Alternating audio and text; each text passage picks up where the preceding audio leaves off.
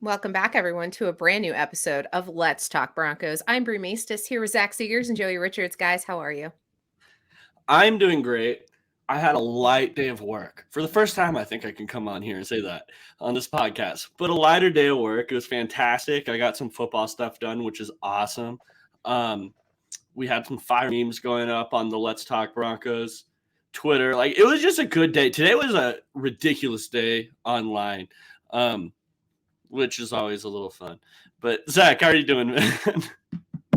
I'm doing good. I'm doing good. Like you said, we had a nice little day on the LTB Twitter. A shout out to certain companies for being easy to laugh at. Yeah, good little day.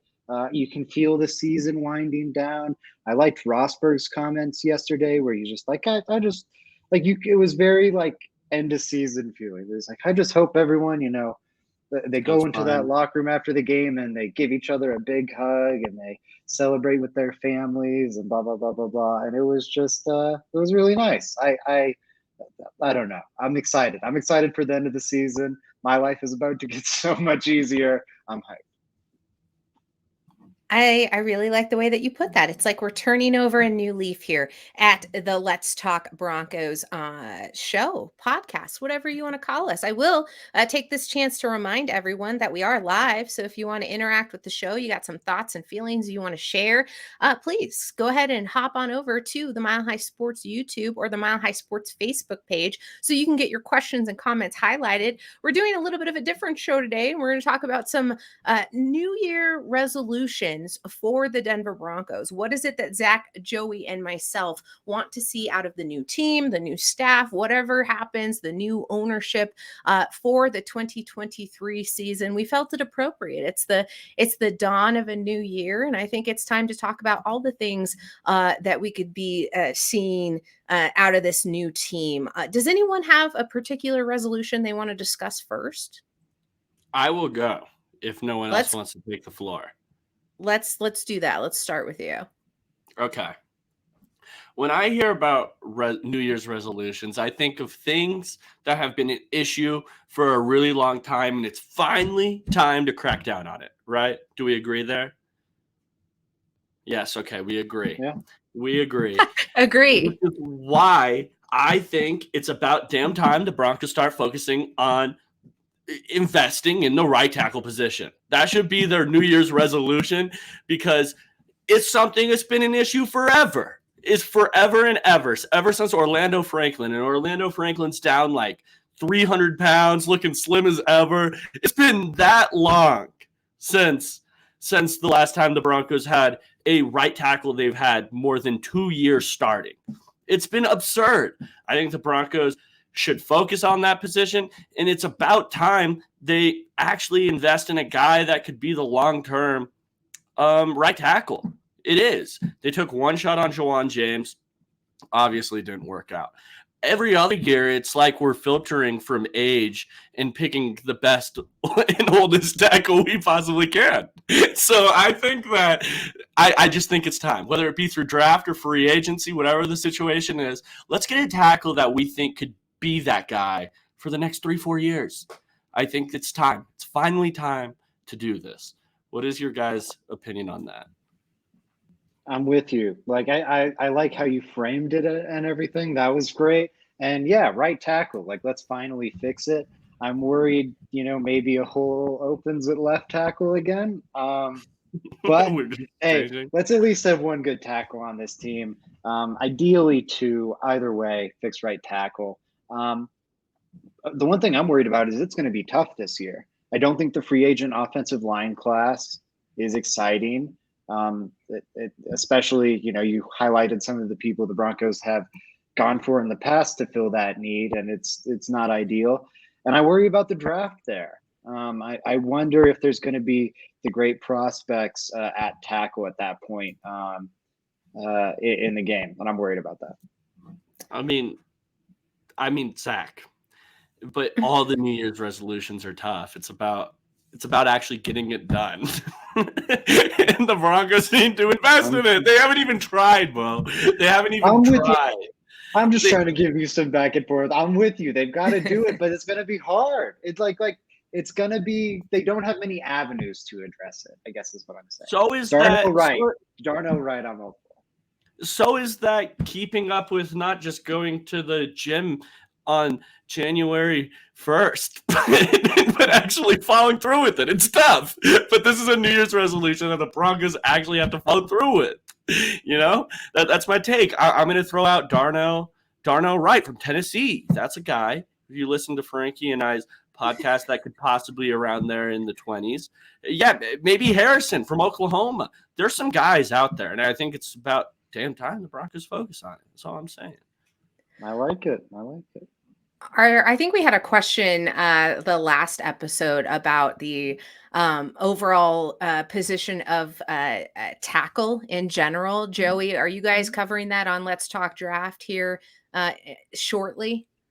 We're gonna be covering all the positions, all of them. We've worked our way through tackle already, and by worked our way, I mean we've covered the top guys, and not even all the top guys, but the top guys that we had film on.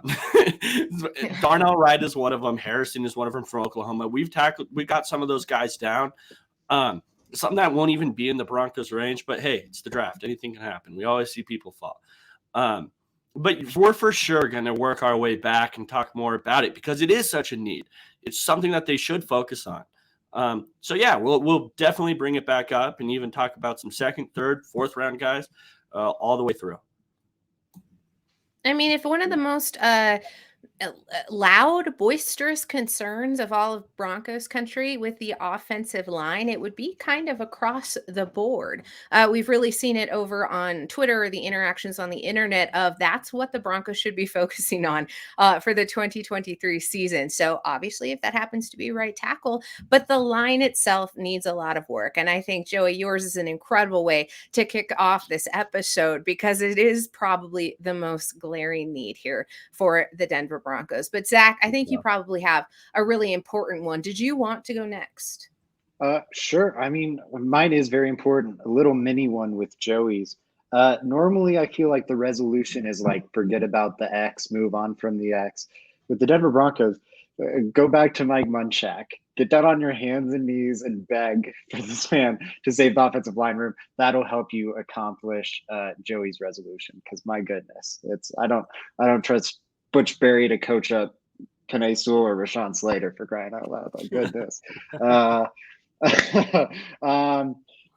But anyways, getting into my resolution, it's an easy one. Stop lying to yourselves, Denver Broncos. Let's be real about where this team is. And, you know, some of that, like getting to the gym, to Joey's point, that's an important one. But first, you've got to acknowledge that you've got to go to the gym.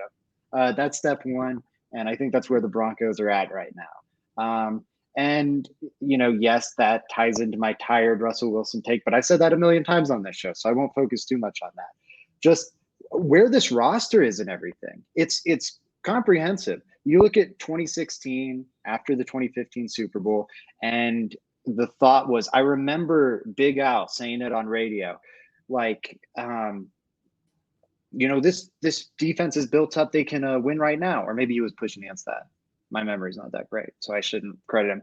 But either way, he was talking about the conversation around how the defense is great and you can continue to win with this unit. And ultimately, that's just not true. It's so difficult. You have to maintain like 26 people being good as opposed to a great offense where you just need like a great play caller, a great quarterback, and some other pieces, and they can figure it out. So in that regard, they have to, I think, be honest with where they are. In terms of like defensive depth, I think all their defense is the strength of this team, and it needs some tinkering. It needs some upgrading. It needs some fresh blood. The offense, of course, needs to just be like overhauled at just about every position group. Wide receiver, we've seen some things in recent weeks that's promising. Greg Dulcich is a good piece, but I also don't think he's in entire tight end room like maybe Rob Gronkowski is or Travis Kelce is. I think you're going to need some complementary pieces in that tight end room with him, especially if you want to maximize Greg Dulcich and have Greg Dulcich be the best version of himself. Open up the idea of playing him as a power slot. If you need him as your inline tight end, that's not as much of an option. So I don't know. This roster is not in great shape. They're going to have a new coaching staff come in. And that coaching staff, even if it's a good one, is probably going to experience growing pains at the start of the season. With as many holes as they have to fill, they don't have a ton of cap space. They also don't have a ton of draft picks. So it's going to be very hard to fill all those holes. They're going to have to walk a tightrope with like amazing precision to pull this off.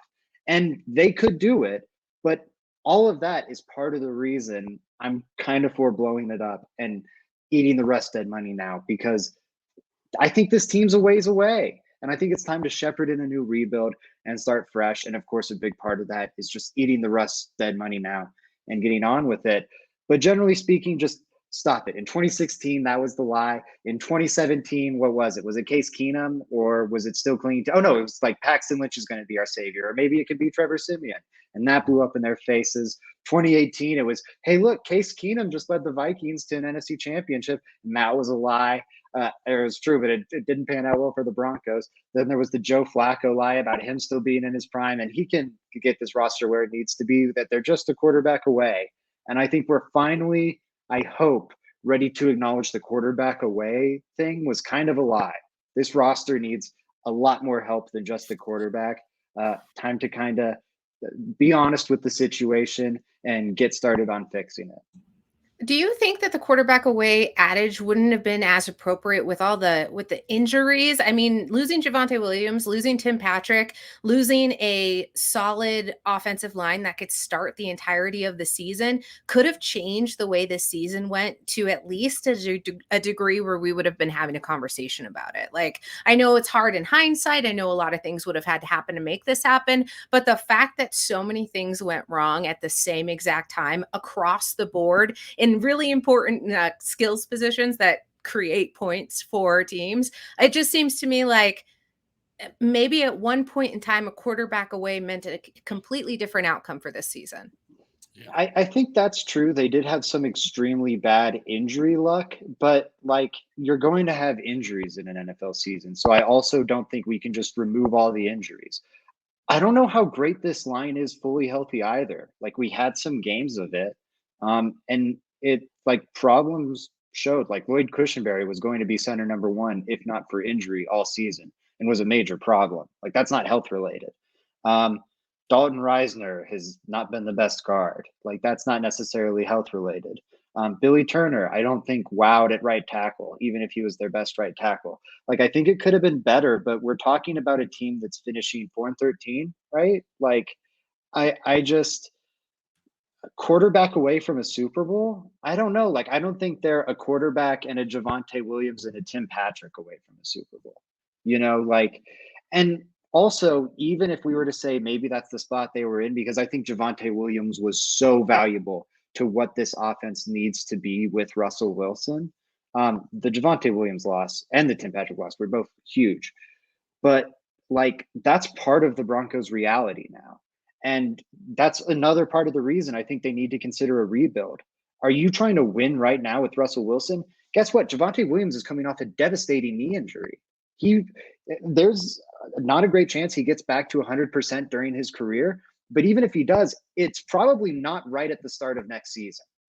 You know, like, the odds of that are even lesser. Same goes for Tim Patrick. Like, there's a good chance he returns to being Tim Patrick, but we generally see it take 18 months. He might not be right there next season. Garrett Bowles coming off a broken leg. I hope we'll get back to the best version of Garrett Bowles we've seen, but that's not a certainty. We've seen with Cortland Sutton and with guys that it takes a while. Jerry Jeudy returned from his hip sprain last year. And of course, that's different because it's in season, but wasn't the same guy the rest of the season. Like, injuries can have lingering effects. And because the Broncos have been so injured this year, as much as it sucks to, I think, acknowledge, I don't think that just goes away next year. I think there is a carryover to it. Okay. I think you guys bring up two different points, and I agree with both of them. That's what I think. I think last year it definitely did look like the Broncos were a quarterback away, and I think maybe last year's team was a quarterback away. A team with more healthy than this year's team. It was still banged up a lot, but more healthy than this year's team, and with less penalties and with better coaching, they probably are a quarterback away from being a playoff team. I thought last year's team was. I mean, we saw with Teddy Bridgewater, like he outproduced Russell Wilson this year. Um, I thought he played better than Russell Wilson did this year. So, but when you bring in a new staff, have more injuries, and now we're sitting here wondering how are players going to recover from injuries? Are these players injury prone? There's a lot more that goes into why this year's Denver Broncos isn't a quarterback away, and why there should be some sort of, we need a little bit of a retooling here at the minimum, along with the quarterback playing better. All of that hand in hand. I don't think either of you are wrong here. I do think that the Broncos were a quarterback away. It looked like they were a quarterback away, and then now this year we find out that this year's team isn't. That's kind Joey, of the way I look at it.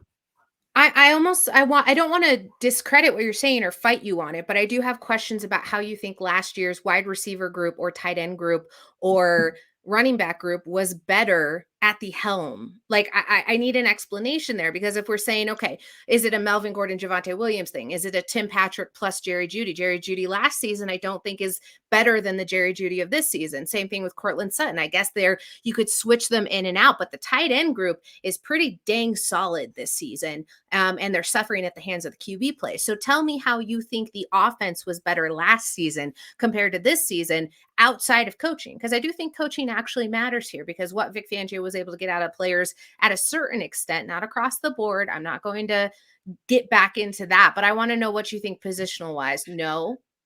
And no, we will touch on that at another time. But I want you to talk to me about positional groups: wide receiver, running back, and tight end. Yeah, for sure. I do think that Dulcich has been a substantial upgrade at tight end. Now, here's the other part, though. I think that he would be even more productive with a Teddy Bridgewater, honestly, a quarterback that sees over the middle more.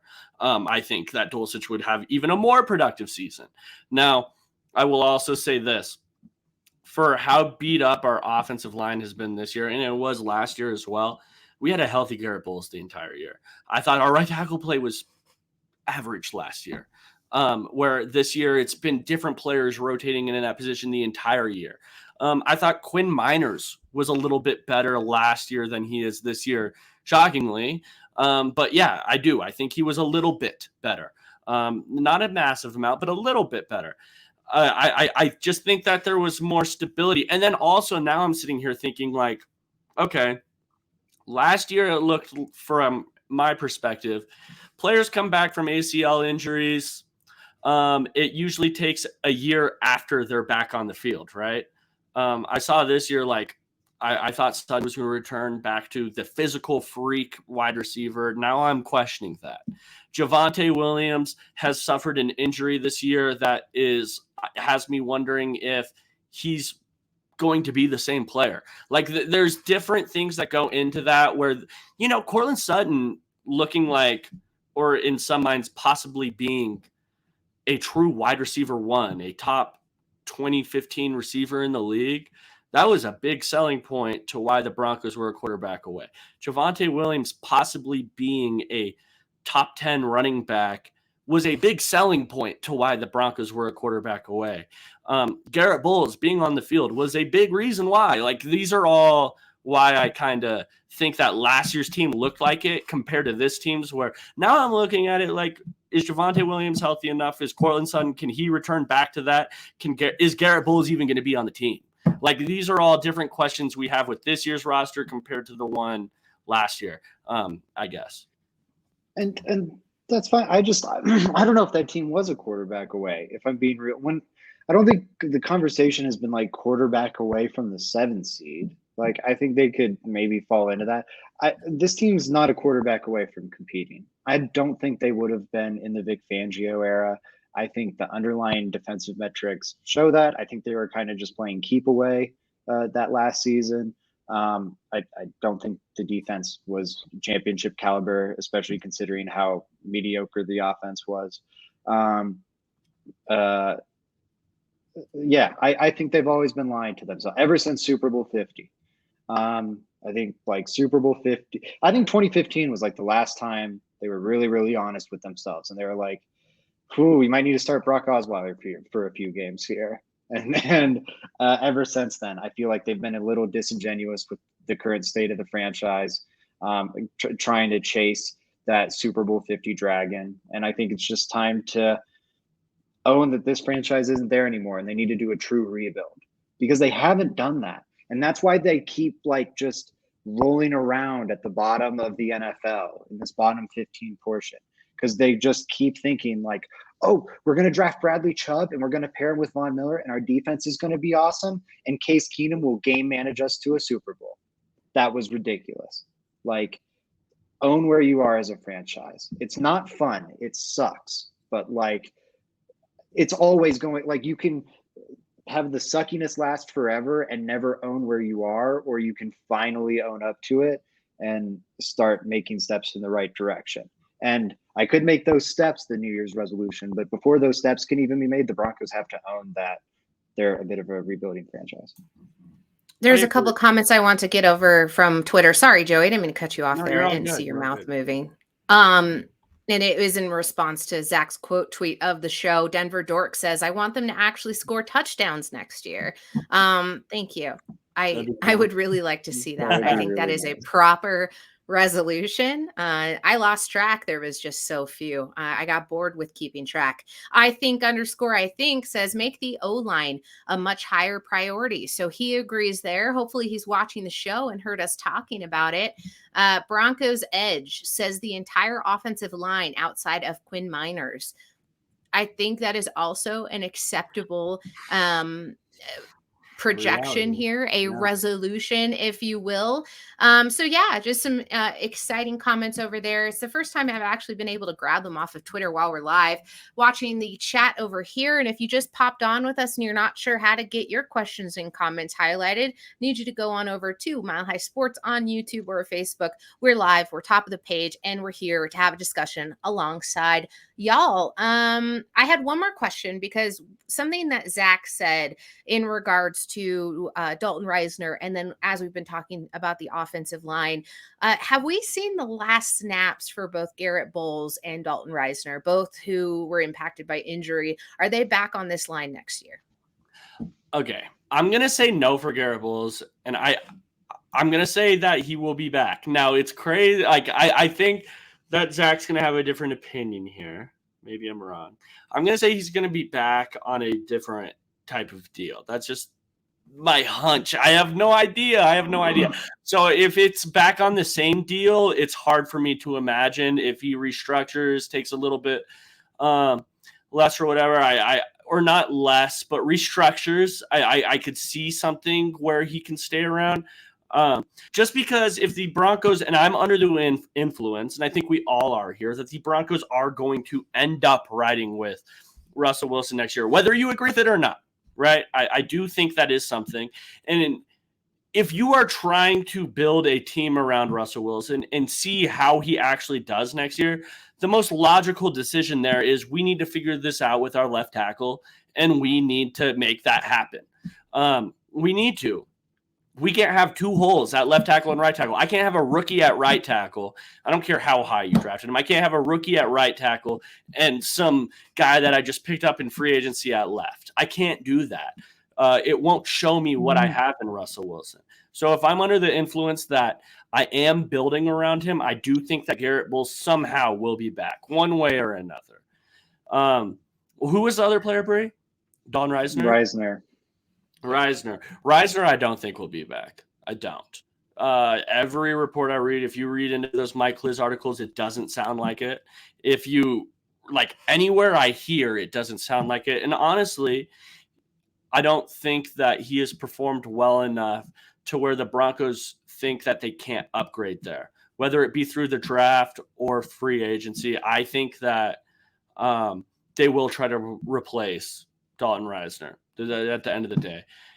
That's just my opinion there. Yeah, if Dalton Reisner would come back on a depth contract, I think that could be appealing. But Like that's about it. I really that one I don't see at all. Bulls I think is a coin flip. Joey lays out the reasoning for why it could happen. Um, I think it might only happen if like there's a chance the two sides just are at an impasse. I think there's a really good chance that's the case. And then you're talking about trading or cutting or moving on from him in some way. I don't think that's the desired outcome necessarily, but I think if it comes to the point where they decide they can't have Bulls at this contract and Bulls isn't opening to make things work, I think he would be gone. I think it's truly a coin flip. I have no read either way. Okay, interesting. Bree, All right. I'm interested in your opinion. Do you think Garrett Bulls will be back next year or no? I think that's more of the coin flip there. I don't know, probably under restructure. I would assume that you'd want to retain talent where you have it, even given the injury, even given like maybe some concerns of regression there. I think because the Broncos need some type of continuity there along the line, that you wouldn't want to just start over fresh at the entirety of it. I do agree at one lens that you have someone saying, well, get rid of everyone but minors and start anew. Where are you going to find that level of talent? Garrett Bowles still plays a really important role that I don't think you can just replace, and not at a much cheaper option when you talk about how you're going to have to piece that together. At least in my eyes, I feel like it's not bad enough to move on there. However, if you can get an agreement out of both of them, I don't see why you wouldn't want to keep both. That's really where I land with that. I don't have a strong opinion on either of them need to go. As far as whether or not I think they will stay, I think Reisner is the more potential that you would move on from, just given his contract. And yes. Bree, I thought you laid that out perfectly during your Garrett Bulls point. If you are a Russell Wilson believer, saying then that we need to replace 4 offensive linemen, you're also going to be saying that the Broncos offensive line isn't playing well enough next year. At the end of the day, like there's no way possible, unless it would be so improbable for the Broncos to replace 4 offensive linemen in one offseason and then be like, we have a read on Russell Wilson. No. If you're saying that the reason is the offensive lineman is this year, and then you're looking to replace 4 of them, it's going to be the same thing next year. Like and that's my exact point. That's my exact point. The offensive line is going to take multiple years to rebuild. To keep this defense playing at a high level, it's going to take investments. Defenses do not stagnate. Like if you want them to keep playing at this high level, you have to keep reinvesting. And then the weapons, you need to upgrade the weapons. The running back room is in shambles. You need to invest assets there. Yeah, wide receiver room. I think we like Cortland Sutton. We like Jerry Jeudy, but I think we all might feel they still need to find that like game-changing weapon, that true number one that so many NFL teams have, really that all these elite playoff teams have. That's a consistent through line, as well as having a good quarterback. I think the Broncos still need to find that. All these things take investment and time because the Broncos don't have that many assets this offseason, and they won't have many assets for as long as Russell Wilson is on the roster. They're going to get more asset restricted or constricted as time goes on. This is my whole point. Be real about where this team is. You're not going to get, if the problem is the offensive line and the weapons and the coaching, and that's why you couldn't get a good evaluation on Russ this year, and that's why it's not his fault. Guess what the excuse is going to be next year, folks? Guess what it's going to be? Especially considering that Russ makes his offensive lines look worse. Offensive line is still going to be a problem next year. It's not going to be an elite O-line. It's at best going to be middling, and I will hedge against that pretty heavily. The receivers, I think, are in a fine spot, but I think that needs an upgrade. The tight end room needs some help. And then we're going to get the excuse that, it's a coaching staff coming in their first year, installing a system, and Russ needs more time to learn the system. I've seen this song and dance in Denver before. It's going to just keep perpetuating until they're honest about where they truly are and how much help this entire roster needs. No, overall, I totally agree with you, Zach. The Broncos need to be honest with themselves. I like it, that's a great New Year's resolution. I totally agree with you there. Cal is going full chaos mode, saying that it would be funny though, and I'm for this. And I think he means in the absolute teardown of what the O line would look like. I'm thinking Sack City at that point, not Zach, Sack. Christopher Hart asked, "Is the sky falling yet, Zach?" And then I think he also asks, Yeah. "Where is this team?" And then he says, "Zach is just making me depressed."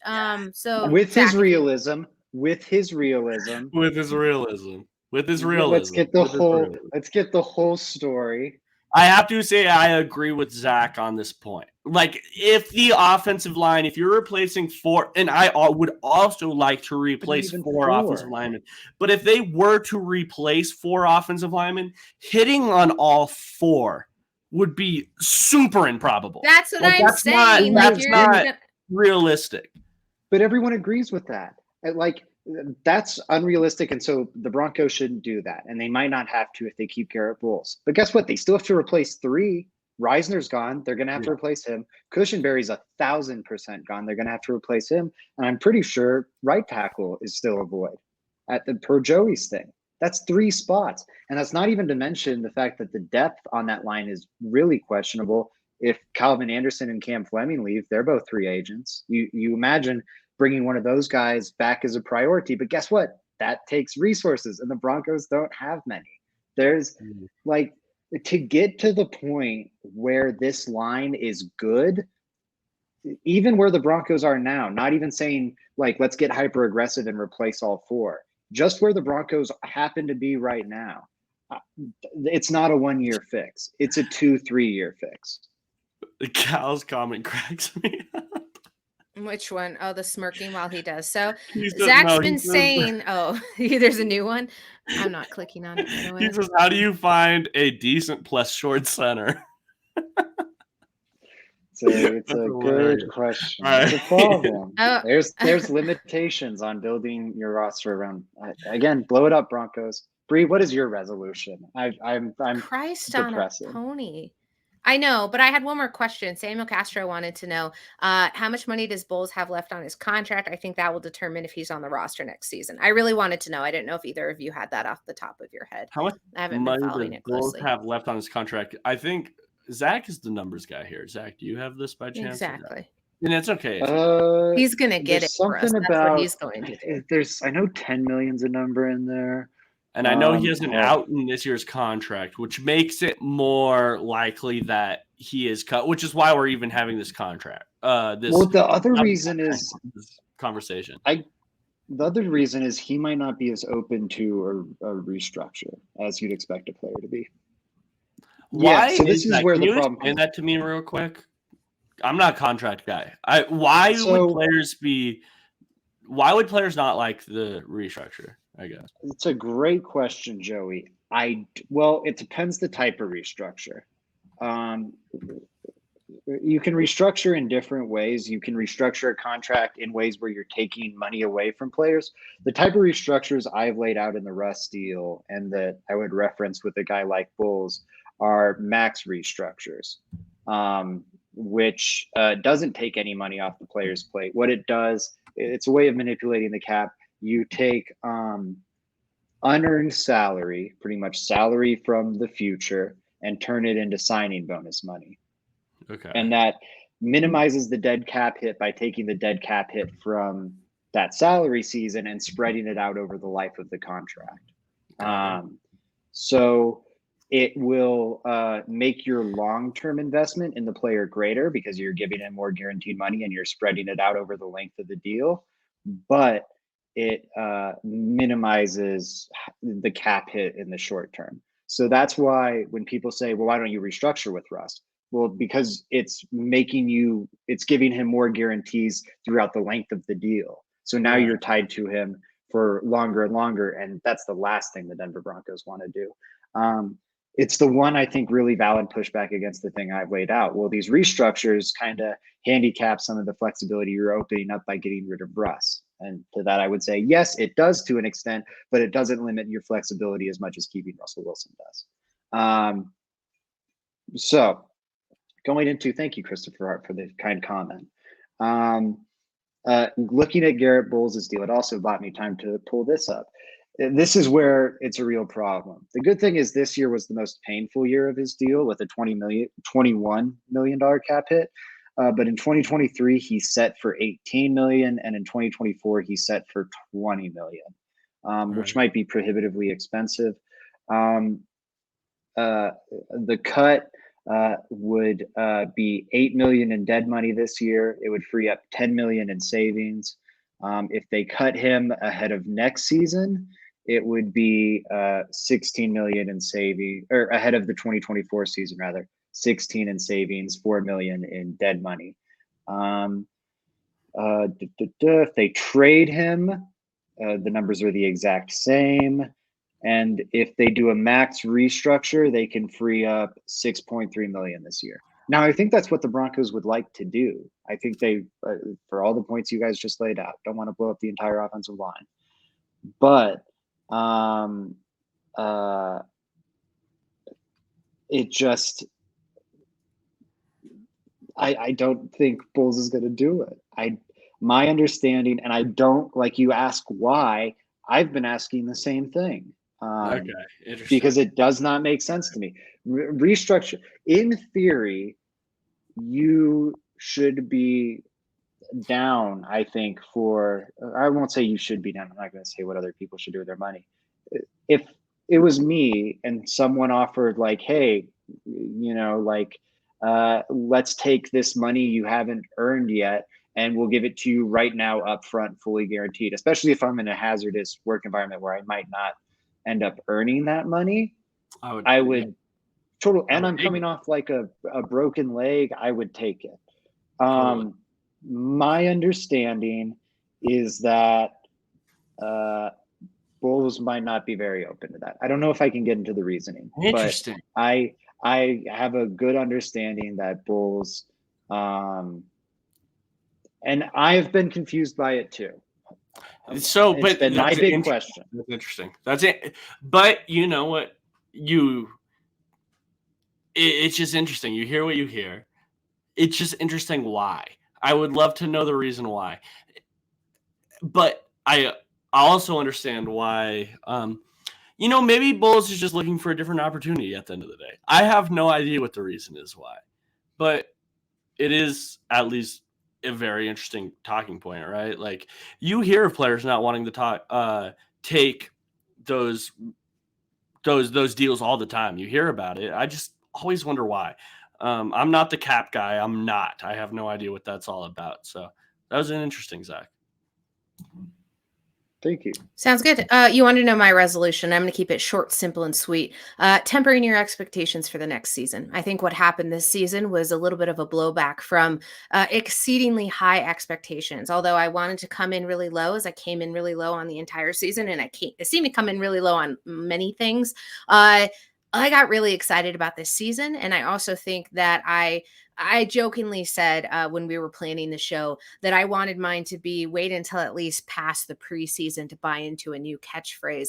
But what I really wanted to point out there was the entirety in which you throw yourself into everything without.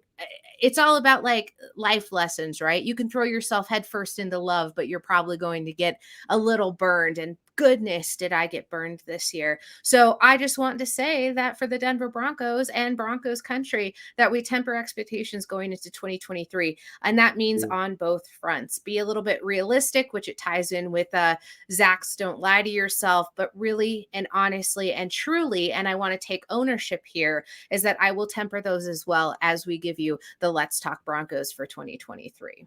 Guys.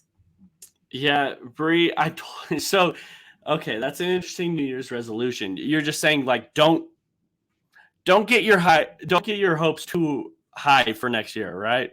Am I understanding that correctly? I totally agree with that, Bree. I totally agree with that, Bree.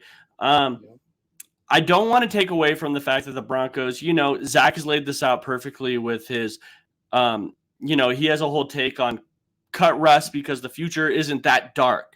And I want to tie that into this. It isn't that dark. The Broncos can still be good down the road. But for next year, it doesn't hurt losing. We have our draft pick after that. You really do. So Broncos fans, I don't want you to be yeah, exactly. I don't want you to be too discouraged there. I really don't. If the Broncos aren't very good next year, thank God we have 2 really good quarterbacks next year in the NFL draft. But yeah, I want to echo your point there, Bree. I feel 2 ways about this. One, I think sentimentally, I fully agree with Bree. I think the human part of me, the non-football robot part of me, fully agrees with Bree. I think Broncos country has put themselves through a lot of heartache in recent years. Again, kind of getting back to my point, having unrealistic expectations, lying to themselves a little bit, unfortunately. And I advise against doing that this year. However, a football robot coming in here with no empathy or feelings, you're not in that position with Russell Wilson. If you run it back with Russell Wilson, expectations have to be high. Yeah, totally.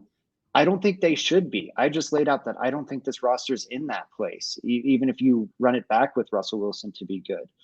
But that's the whole point of running it back with Russell Wilson. If you're running it back with Russell Wilson, you are doing it to contend in the AFC West and compete for a Super Bowl. And that sounds like such a far way away from where the Broncos are right now, because it is. It's why I think they should blow it up.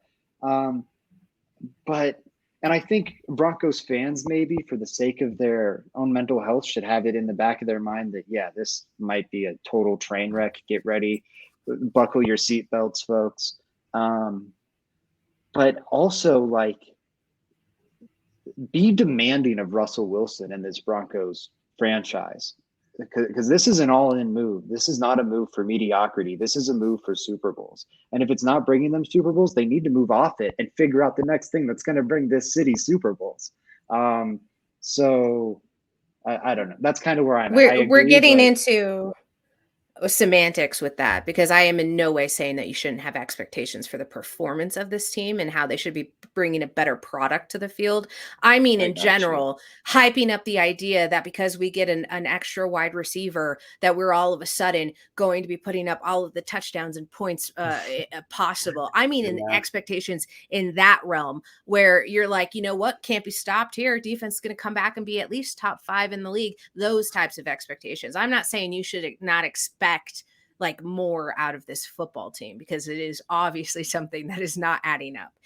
So I think we're saying the same things in really different lenses, and I agree with you wholeheartedly. I really liked this episode. It was a very much deep dive into how we're looking at this team and what they think they should be looking at. Take a look in the mirror, Broncos country and the Denver Broncos, and do it. And I know some of you are watching, so take it back with you. I don't know. But it's now. It's time. It's that time of the evening. Joey's question of the day. The big Joey head. Always cracks me up. Woo! All right. I was late on it. I really don't have a great Joey's question of the day for today's episode. So I'm just gonna ask you guys, what is your favorite sports franchise outside of the Broncos?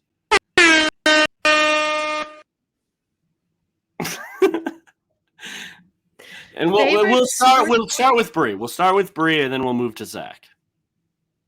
Favorite sports franchise outside of the Denver Broncos? Yes. He's throwing you under the bus. It could be any sports franchise. It could be any of the sports franchises. Well, I know. It's just like, because am I echoing? I'm sorry, guys. It's because there's no tunneling. Like, I have no direction here. You're just like, you know what? Wing it. I'm going to say it's the Denver Nuggets. Like, I'd have to throw that out there as like the most obvious answer for me. I absolutely love basketball. I enjoy watching it to no end. But I think like a close second would be, I like watching Tom Brady play football. This season has hurt my feelings. So saying the Buccaneers would be disingenuous. So it's definitely the Denver Nuggets are my second favorite franchise to watch in the sports realm. Although I can't fucking watch them in the state of Colorado. So screw me, right? Yeah, It's painful. it's ridiculous. Yeah. It's actually ridiculous. But Zach, what is your Bad sports favorite? ownership. What is your favorite sports franchise outside of the Broncos? I love a lot of NFL teams. I think if you asked me this 12 months ago, I would have said the Cleveland Browns, but that is no longer the case. I think I gotta go. Yeah, I think it. You know what? It'd be the Nuggets, but I think right now, in this exact moment, it's the Colorado Buffaloes. They're not a sports franchise; they're a sports team. But I love right that answer. now, it's the Colorado Buffaloes and Deion Sanders. I am all aboard this hype train. I can't get enough of it. I'm really excited. 4 blue chip transfers. They're going to be great. Ooh, Roger Federer. I'm a Federer guy. But yeah, those would be my answers. I respect it. There's a question, Joey. Sorry, and I want to throw this to you so you guys can answer. Cal wants to know what constitutes a dad hat. And this conversation came up because he was frustrated at my definition of what a dad hat is. Can you guys explain it to him? Because I don't wear hats. So Right after you explain to me what you think a dad hat is. it's got a curved bill. It's like when you've worn. Here, wait. I have one. So it's it's like it's Okay. this. I this also type think- of. Yes. Everyone get your dad hat clips. Yes. Now, exactly. I think that's exactly where that is. And if you had some shades on, you would be total dad mode. Now, Zach isn't wearing a dad hat, I don't think. He isn't. I'm also not. You're not? I think this is a dad hat. You're wearing a bill dad hat? is curved. Yeah. So I think that means No. Bree's wearing a dad hat. Zach's hat is a lot more. You can tell Zach's hat came flat and then he curved it. Bree, No. your hat is a dad hat. No, It's so my old, hat came too. this way. It's just No, it shaped didn't. weird from the Rocky store. No, It's- it came curved. You're full of shit, Joey. Misinformation. You That couldn't go hat like did this. not come You went like that. this. I've never seen a hat come like that. You think it came like this? Lies. Lies. It's not true. Lies. Joey, what kind of hat are you wearing? A flat billed? I'm wearing a flat billed hat then I curved with the Broncos logo on it. Yeah, I don't think either of those are dad hats. This is, though, because it's like rounded at the top. Yeah, you're Yeah. wearing. See, this you're wearing one, that. I would almost go the other way. I'd say if you're going dad hat, like pure dad hat, it's almost got more of the. I think that's just a normal baseball cap when it's kind of got the normal top. I feel like this is kind of a dad hat because it's just kind of got this weird top to it. I think that's why Joey thinks it was a. This is the most boring conversation we've ever had on the show, I feel. I think the chat's loving it. Apparently, I'm a soccer mom. How dare you, Robbie? No, we've got great conversations going on, but I didn't mean to throw it out there. I just thought it was important to kind of figure this out. No, it was good. I didn't mean that. I just feel I was just going into way too much minutia about my own hat, I feel. That's fair. Joey, who's your favorite sports team / franchise outside of the Denver Broncos? Bree, I do not mean to copy you, but it would also be the Denver Nuggets. I attend a bunch of Denver Nuggets games. I love the Denver Nuggets. I don't tweet about the Denver Nuggets, but I'm almost just as passionate about them as I am the Broncos.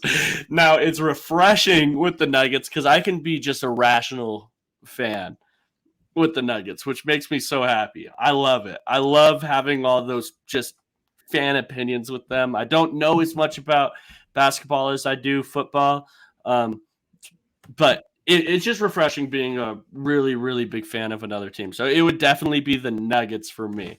Shout out to the Nuggets. They're playing great. I think that they can win a championship this year. Good chance you'll catch LTB at games down the stretch. We're going to a lot of Nuggets games. I'm making that proclamation. That's our New Year's resolution. We should. I will be wearing a hat with like end my of the hair season. tucked so you can't find me. So just so you know. Like I am basically unrecognizable like this.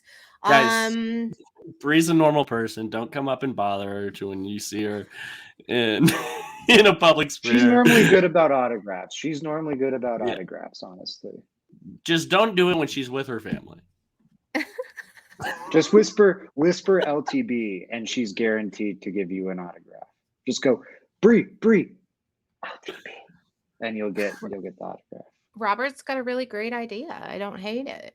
Robert, Let's thanks for talk Nuggets. We should. Let's definitely should. talk Nuggets. Guys, where can everybody find your stuff? Yeah, everybody, follow me at JR Drafts. That is my Twitter. Everyone make sure to follow me there. I want to give a quick shout out to the Let's Talk Broncos Twitter, the Let's Talk Broncos YouTube, the Let's Talk Broncos Facebook. If you're a fan of this podcast and you're listening now, it would be of great help to us.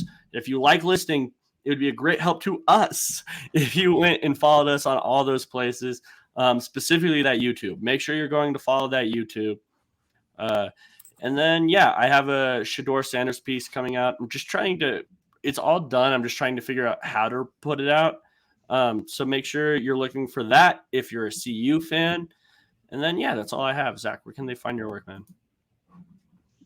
Yeah, I definitely make sure you're subscribing to the YouTube. That helps us out a ton, as does watching over on YouTube. MileHighSports.com, Zach_Seegers, dadhats.com. That's all my work. Yeah, basically follow me over on Twitter. I would appreciate it. Actually, I don't know. If you want to interact, that's fine. I haven't been tweeting a whole lot. I think I'll get back into that sometime in the new year. Once the winter ends, spring has sprung, I will perhaps have the energy and mental ability to get back on Twitter full go. Right now, you're just going to see a lot of my work. And if you're really interested in that, you can tune into the Fan Cave 1 to 2 p.m. on Mondays, following every single game, where me, Zach Seegers, and sometimes Joey Richards jump on to break down the game on radio for Mile High Sports. 98.1 FM, and then every single day here with the Let's Talk Broncos crew. We'll have another episode for you tomorrow. Hopefully you'll tune in. If you want to get your notifications on, be sure to set those bells, and we will talk to you tomorrow.